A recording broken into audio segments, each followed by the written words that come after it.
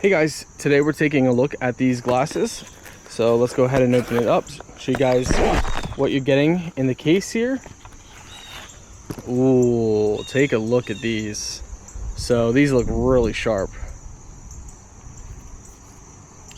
Let's go ahead and try them on, so give me a second, guys. All right. So this is what they look like.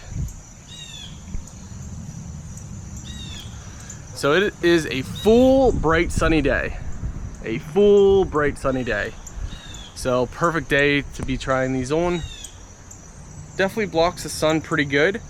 I can still, like, wearing these, I can still see it a little light above here unless I push them really tight. But if I push them really tight, they actually do hurt a little bit. That plastic is a little harder than it should be on your nose. I think they should go with a softer silicone.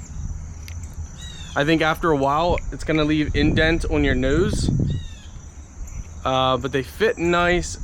Other than you can still see, yeah, it does let light inside, so it does let sunlight inside the top there. It's not enough that the sun actually hits your eyeball, but you know, they'll do a job for a low-end sunglass. Show you guys the difference here. So looking through there without, looking through it. So there without. So yeah,